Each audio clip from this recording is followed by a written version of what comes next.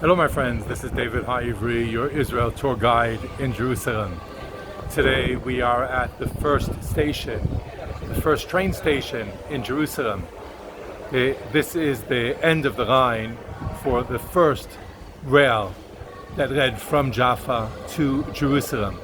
It was originally opened in 1892. It is no longer a functional train station. In the 1980s, this line stopped operating about 100 years after it had originally began, and the first station was turned into a recreation and business center. So we're going to check out this place, learn a little bit about the history, and get excited about visiting here in real life. Now I'll flip over the camera and as you see what I can see. Although today is a bit of a quiet day in the morning on Monday, if we come here in the afternoon, we'll see it all bustling, all of these coffee shops and restaurants, and in all of the there's typically a fair here where people can sell all kinds of jewelry and artwork. And in this place, near the flag where I was sitting, there is a stage, and typically in the evenings there might be amateur musicians or even bands playing music here and open to the public. Here along the poles of the covering, we can see historical photos of Jerusalem.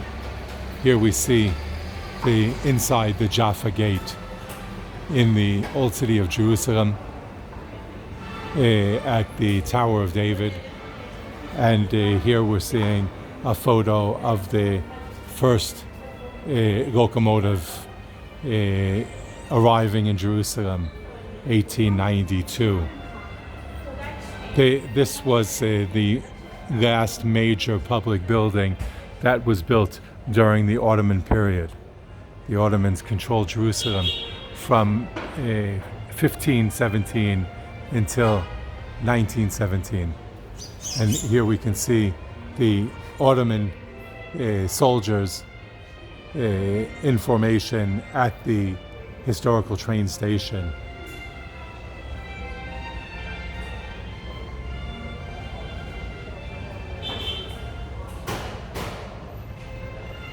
In the distance, you can see the bell tower of the YMCA hotel across the street from the King David. And here, just outside the first station, you can see the new Orient Hotel, which is a very nice high-end hotel.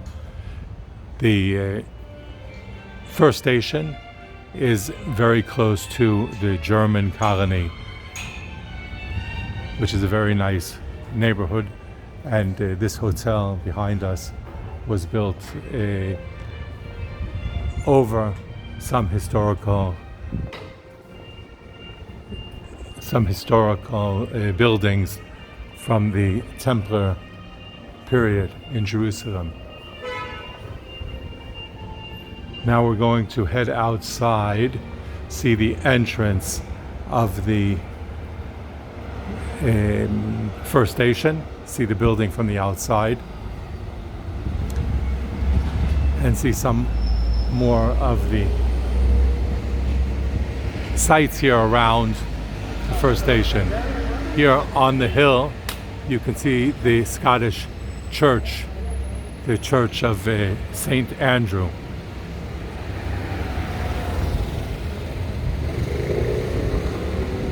The hill between us, between St. Andrew and the first station, is known as Givat HaTanakh, the Hill of the Bible.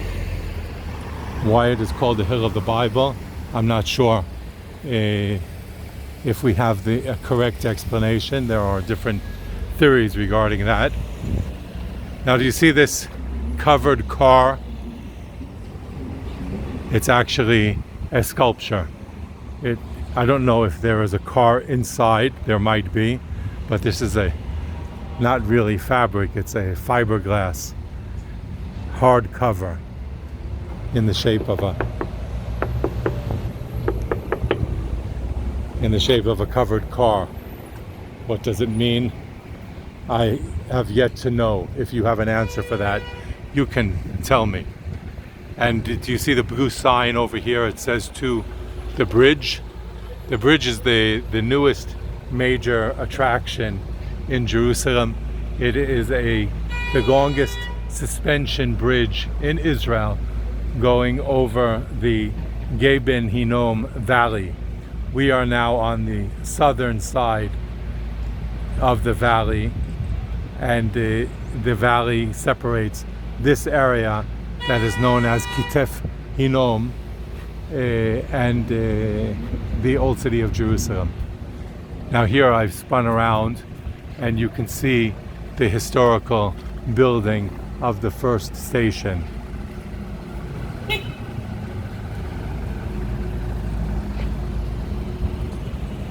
We are on David Remez Street. Here there is one bike in the shared bike station. There are two types of shared bikes. The ones with the orange cover on the wheel they are electric bikes, and there are blue covered wheels that are regular bikes. You can subscribe through their app and borrow the bikes and use them in Jerusalem. You can take them from one station and drop them off at the next station.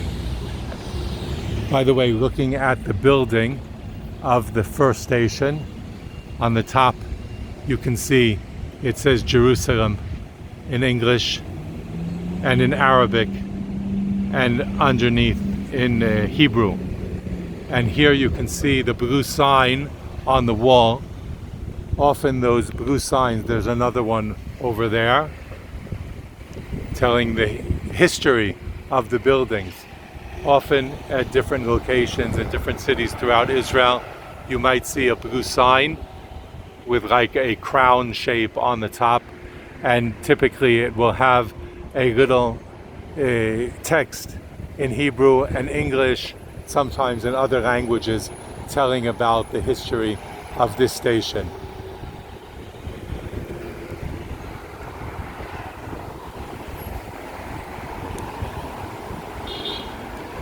Now we're passing by. You can see inside the first station there is a little amusement park, a Ferris wheel and a merry-go-round, and there is a little museum for the trains in Israel.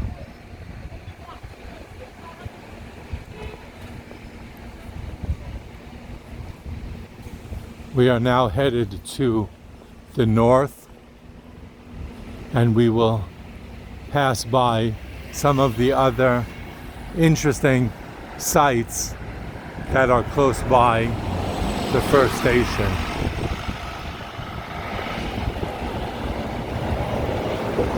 Now, what is this building here to our right?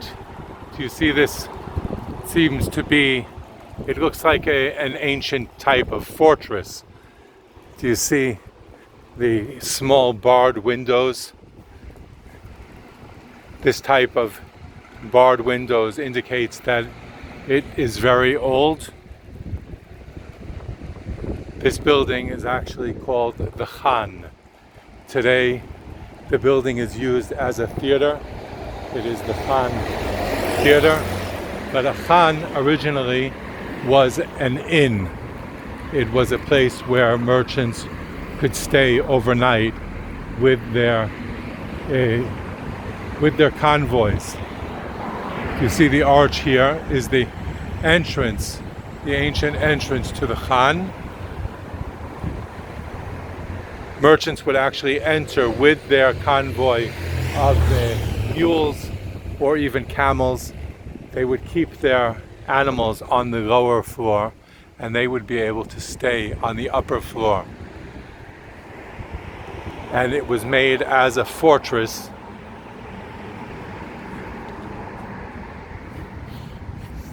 Here we see, in 1853, it was built for a silk factory and turned into a night hostel for Christian pilgrims on their way to Bethlehem and Jewish pilgrims on their way to Rachel's tomb and the Cave of the Patriarchs. Turned into a theater in 1968 by Mayor Teddy Kollek.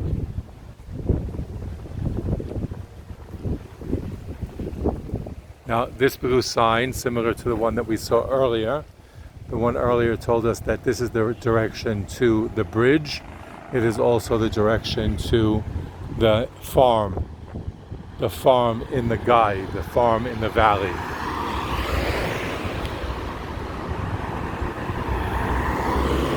We won't be reaching the farm on today's tour, but it will be a great place to visit on a future tour.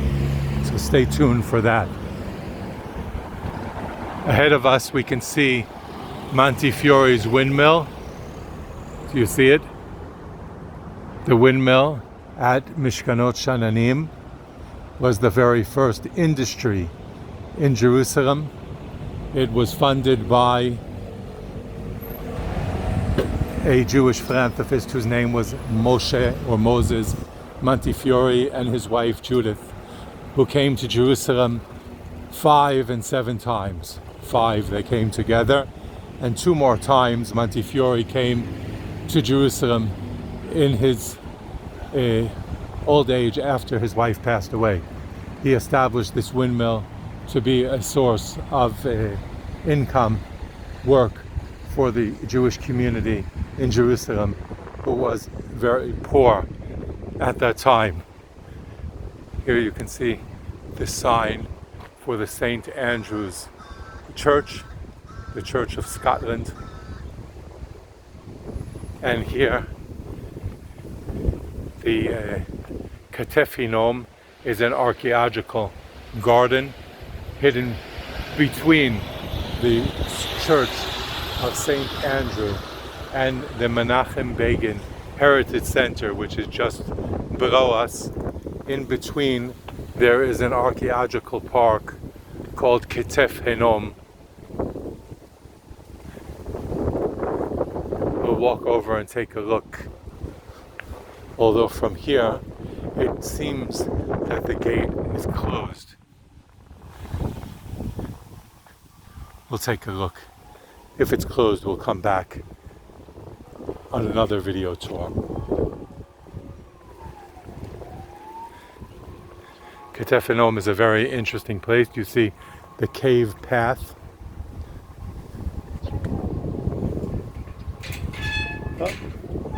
It's not locked. It says there's no entrance when the gate is locked, but the gate is not locked, so we can enter the archaeological park.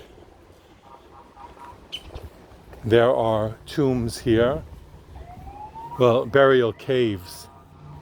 There's a network of burial caves that date back to the first temple time, which could be about 2,500 years ago or even more. Here is a map of the network of the burial caves that were found. At that time, in the 1st century, it was the custom was to have family burial caves. And this is a very significant archaeological site, although in most of the caves nothing at all was found because there was theft and looting of caves. Now this structure that we see below us, it's all carved in the stone. Originally it was a cave, but at some point the top of the cave was also carved off and the rock was used for building material. But before that, the caves were looted because in antiquity it was customary to bury the dead with items of importance, jewelry, jugs, artwork, and so forth. And there were thieves who would break into the tombs to steal these items.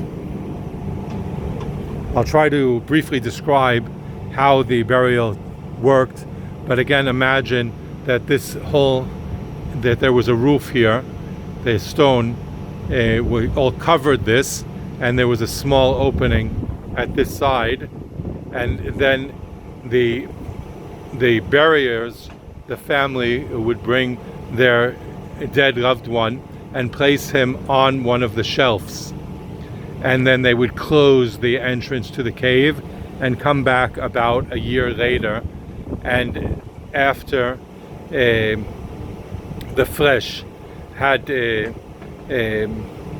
dried up, and they would take the bones and place them in the space beneath, and then there would be room on the slab to place others who passed away. Now, one of the most amazing finds at this archaeological site was an inscription of verses that are found in the Torah, in the 5 books of Moses, in the book of Deuteronomy, the priestly blessing, which is the oldest known found scripture from the biblical times. And here we see a facsimile, a photo image of the inscriptions that were found. It's written in ancient Hebrew letters, and it was written on silver, on a silver plaque, and rolled up.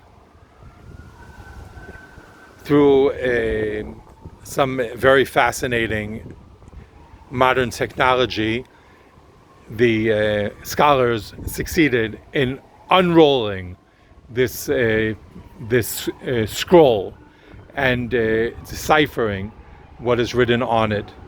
And they found that it is the priestly blessing that is found in the book of Numbers, chapter 6, verses 24 and 26. By the way, the building, we're in the back of the building of the Menachem Begin Heritage Center. Here is a photo of Menachem Begin. He was the Prime Minister of Israel, and we might visit the Menachem Begin Heritage Center another time. We're going to head out now. Maybe in a future video we will spend more time here at the Ketef Henom site and go more into depth, telling the story of how this scripture was found. The scripture, by the way, the original, is now being kept at the Israel Museum.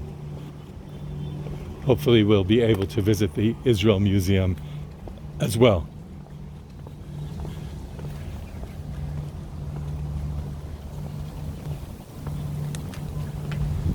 My friends, I hope that you are enjoying these video tours.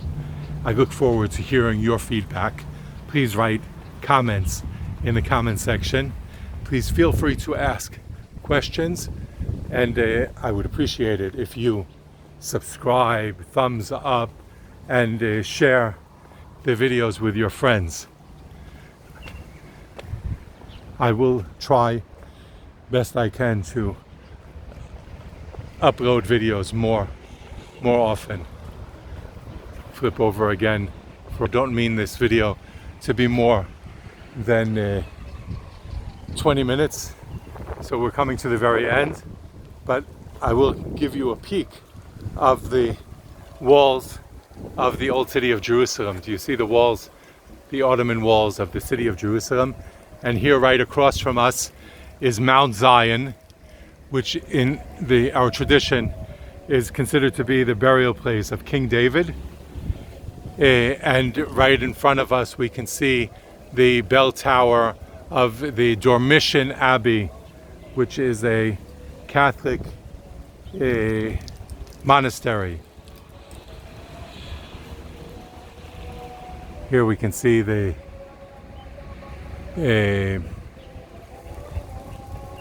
Tower of David, the Jaffa Gate. All right, my friends, I hope that you enjoyed this. Be well. Blessings to you from Jerusalem.